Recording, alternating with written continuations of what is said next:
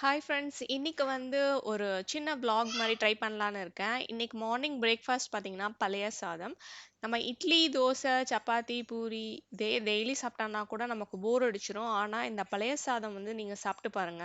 போரே அடிக்காது. ரொம்ப டேஸ்ட்டாவும் இருக்கும். ஹெல்த்துக்கு ரொம்ப நல்லது. மெயினா வந்து அல்சர் அந்த மாரி இருக்கிறவங்களுக்கு ரொம்ப ரொம்ப நல்லது. இதுல நெறைய தயிர் உங்க இஷ்டத்துக்கு தகுந்தாப்புல நீங்க போட்டுக்கலாம். உங்க டேஸ்ட்டுக்கு தகுந்தாப்புல. கொஞ்சம் உப்பு வந்து அதிகமா போட்டா தான் நல்லாருக்கும் சாப்பிடுறதுக்கு.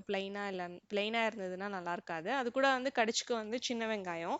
சப்போஸ் உங்களுக்கு வந்து எடுத்து சாப்பிடுறதுக்கு டைம் இல்ல, நீங்க வந்து வொர்க் பண்றீங்க அப்படிங்கிற மாரி இருந்ததுன்னா, நீங்க என்ன பண்ணலாம்னா, இதே மிக்ஸிங்க வந்து நீங்க மிக்ஸியில போட்டு ஒரு ஸ்மூதி மாரி எடுத்துக்கலாம். அப்படியே வந்து காலையில குடிச்சிட்டு அப்படியே கிளம்பிக்கலாம். இதுல வந்து பச்சை மிளகா கூட நீங்க ஆட் பண்ணிக்கலாம் காரத்துக்கு உங்களுக்கு வேணும்னா. நான் வந்து சின்ன வெங்காயத்தோட நான் இன்னைக்கு சாப்பிட போறேன். ரொம்ப ஹெல்த்துக்கு நல்லது. ரொம்ப ஃபில்லிங்காவும் இருக்கும். இந்த வெயில் காலத்துக்கு ரொம்ப சூப்பரான பிரேக்ஃபாஸ்ட்ன்னு நான் சொல்லுவேன். ஸோ அடுத்து போன வாரம் வந்து புதினா, கொத்தமல்லிலாம் வந்து வாங்கிட்டு வந்தோம். அதுலேருந்து கொஞ்சம் கனமான தண்டா பார்த்து எடுத்து வச்சிருந்தேன். நட்டு வைக்கலான்னு சொல்லி. ஆ இதில பார்த்தீங்கன்னா, ஒரு சின்ன ஒரு கண்டெய்னர்ல வந்து வேர் வந்து தண்ணி படுற மாரி 2 நாளைக்கு ஒரு வாட்டி தண்ணி மாத்தி வச்சிரணும். அப்படி வச்சுட்டோம்னா, நமக்கு இதிலேயே பாருங்க உங்களுக்கு வந்து இலை வந்து தளர்ந்து வந்திருக்கு சின்ன சின்னதா. வேரும் வந்து விட்டுருக்கு. ஸோ இந்த டைம்ல நம்ம வந்து நட்டு வச்சோம்னா, செடி நல்லா வரும். நான் ட்ரை பண்ணி பார்க்க போறேன் எப்படி வருதுன்னு சொல்லி. இதிலேயே விட்டுட்டா கூட உங்களுக்கு வந்து இலை வந்து தானா வந்துரும். நீங்க அதுக்கப்புறம் யூஸ் பண்ணிட்டு, நீங்க அது எவ்வளோ தூரம் லைஃப் வருதோ அத தூக்கி போட்டுறலாம். ஸோ நான் இத வந்து நட்டு வச்சு பார்க்க போறேன். நல்லா வந்து 1 இன்ச் அளவுக்கு கீழ படுற மாரி நான் வந்து நட்டு வைக்கிறேன். இப்போ நம்ம வீட்ல வந்து ரெகுலரா நம்ம செஞ்சுட்டே இருப்போம். சில வேலை மாத்தி அப்படியே ரொட்டீன்ல அப்படியே வந்துகிட்டே இருக்கும். ஸோ அந்த வேலையிலேருந்து இந்த மாரி ரெஃப்ரெஷிங் நமக்கு தர மாரியான வேலைகள நம்ம வந்து அப்பப்ப செஞ்சோம்னா, நமக்கும் வந்து ரிலாக்ஸா இருக்கும். அது மட்டும் இல்லாம நல்லா ஒரு ஹாப்பி ஃபீல் கிடைக்கும். நம்ம வீட்ல நம்ம ஒரு யூஸ்ஃபுல்லா புதுசா ஒரு வேலை செஞ்சிருக்கோம் அப்படின்னு சொல்லி. ஸோ இதில வந்து தண்ணி தெளிச்சு வச்சுட்டேன். பக்கத்துல இருக்கிற தொட்டியில பார்த்தீங்கன்னா, சில்லி வந்து போட்டிருக்கேன். அதே மாரி ரைட் சைடுல இருக்கிற தொட்டியிலயும் நான் வந்து கேப்சிகம் போட்டிருக்கேன். விதை தான் போட்டிருக்கேன். ஆ அதுக்கப்புறம் இன்னைக்கு வந்து நான் கொத்தமல்லியும் வந்து நான் வந்து விதைக்க போறேன். நைட்டே இது வந்து ஊற வச்ச கொத்தமல்லி விதை. இப்போ கொத்தமல்லி விதை பார்த்தீங்கன்னா, நம்ம அப்படியே போட்டுறக்கூடாது. அத வந்து பாதியா உடைச்சு, அது தண்ணீல போட்டு நைட்டே ஊற போட்டுறணும். இதுல ஒரு சீக்ரெட் இன்கிரீடியன்ட் இருக்கு. அது என்னதுன்னா, டீ தூள். இந்த டீ தூள நம்ம அது கூட சேர்த்து ஊற வச்சோம்னா, அந்த கொத்தமல்லி வந்து நல்லா நமக்கு வந்து சீக்கிரமா வர்றதுக்கு ஹெல்ப் பண்ணும்.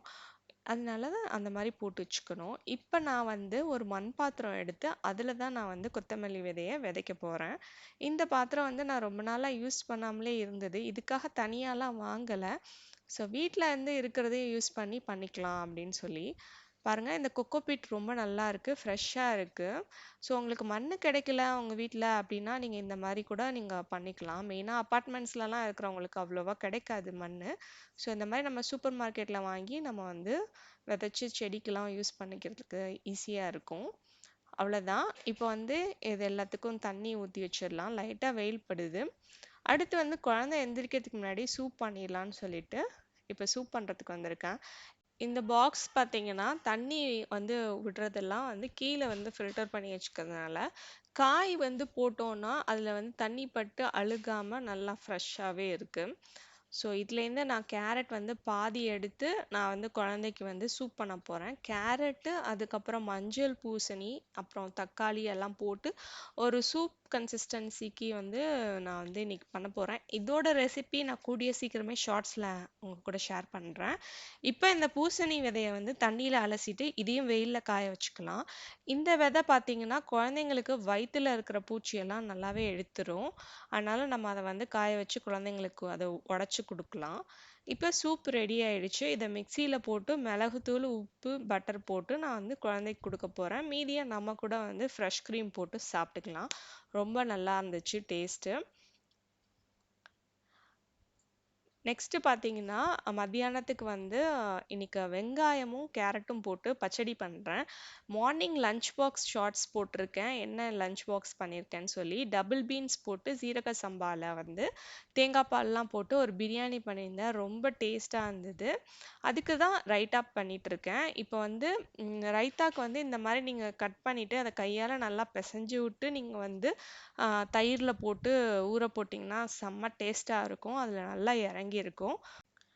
இன்னைக்கு எங்களுக்கு லன்ச் வந்து இந்த பிரியாணியும், ரைத்தாவும் தான். இதுக்கு ஆம்லெட் கூட தொட்டுக்கலாம். நல்லா தான் இருக்கும்.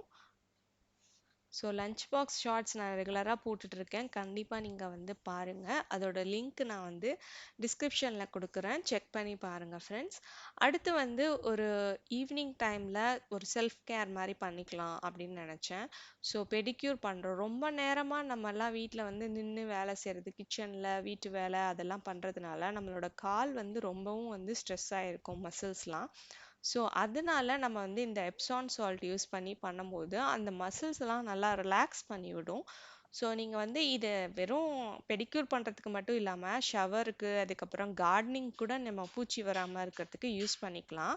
ஸோ அதில் வந்து கொஞ்சமாக சால்ட் ஆட் பண்ணிவிட்டு ரொம்பலாம் வந்து ப்ரொசீஜர் ஃபாலோ பண்ணாமல் சிம்பிளாக வீட்டில் பண்ணுற மாதிரியான pedicure just for relaxation and cleaning அந்த மாதிரி பண்ணுறதுக்கு நான் இன்னைக்கு பண்ண போகிறேன். அதில் லெமன் ஜூஸும், அதுக்கப்புறம் ஒரு பெடிகேர் வந்து சோப் வச்சுருக்கேன். அதை வச்சு ஸ்க்ரப் பண்ணிவிட்டு நல்லா ஒரு ரிலாக்ஸ் பண்ணிக்குவேன் ஒரு 10-15 மினிட்ஸ் ஹாட் வாட்டரில். அவ்வளோதான். இன்னையோட vlog இதோட முடியுது. நாளைக்கு சந்திக்கலாம் ஃப்ரெண்ட்ஸ். இந்த வீடியோ பிடிச்சிருந்தா மறக்காமல் சரண்யா கிச்சனை சப்ஸ்கிரைப் பண்ணிக்கோங்க. கூடவே லைக் பண்ணிவிட்டு உங்கள் ஃப்ரெண்ட்ஸ் அண்ட் ஃபேமிலிக்கு ஷேர் பண்ணுங்கள். தேங்க்ஸ் ஃபார் வாட்சிங்.